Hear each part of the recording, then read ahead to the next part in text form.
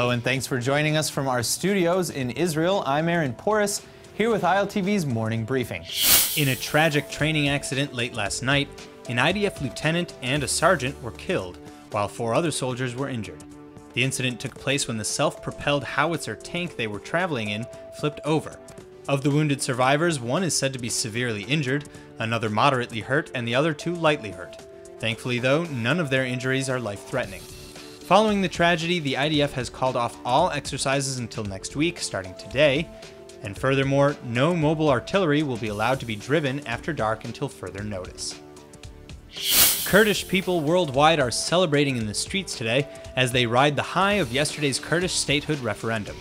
The vote, which is non-binding, approves the idea of creating an autonomous Kurdistan in what is now northern Iraq.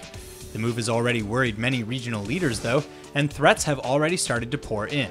Turkish President Erdogan has threatened potential military intervention and even sanctions against Iraq's millions of Kurds, saying, quote, "I hope the northern Iraqi administration gathers itself together and abandons this adventure with a dark ending," adding that they will not survive without Turkey's help in exporting Iraqi oil.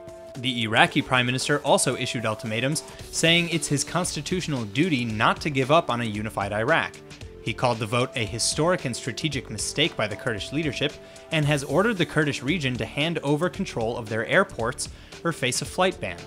Masoud Barzani, the Kurdish regional president, looked to Baghdad and responded to Iraqi PM al-Abadi's threats, saying they needed dialogue and that negotiations are the right path to solve the problems, not threats or the language of force.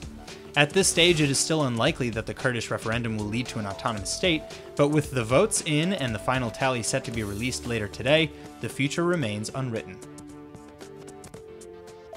A 33-year-old Israeli man has just died after falling to his death at Wallace Falls State Park in Washington state earlier this week.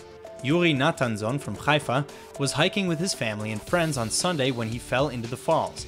After his wife called 911 to report the fall, rescuers found the body near the base of the mountain, but couldn't recover Natanzon immediately due to treacherous terrain.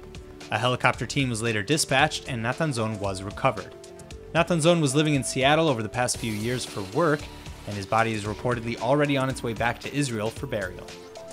Despite allegations of ethnic cleansing against Muslims, the Israeli High Court of Justice has placed a gag order on its ruling over Israeli defense contractors selling arms to the Asian country of Myanmar.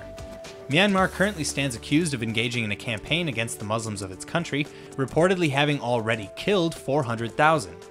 The Israeli court, which is slated to make a final decision today on whether selling arms to Myanmar is okay or not, will not, however, publicly release its choice. The case was brought before the court following a petition filed by human rights attorney Eitai Mak and 10 others, which argues against Israel selling weapons to a country accused of war crimes. Mak's petition is very detailed and lists several accusations with evidence that dates back decades. Myanmar's ambassador to the United Nations has rejected all these claims in the strongest possible terms and has objected to the use of this terminology against his country. Now, with the gag order in place though, it seems we'll have to wait to see the results of the ruling to see what side of the conflict Israel will stand. The Israeli Finance Ministry has long been attempting to bring ultra-Orthodox men into the fold of employed citizens, but after years of efforts, the results aren't promising. As it stands, the employment rate of ultra-Orthodox men sits at around 51%, far from the target of 63% by 2020. Orthodox women, by contrast, have already surpassed the 63% target. The apparent reason for the halt in employment progress seems to be a return to what is thought of as traditional roles in the HAREDI community, whereby women support the family financially and the men study Torah. Whatever the reason, the state seems to need to introduce more incentives to enter the labor market, because the low HAREDI employment poses a major threat to the economy.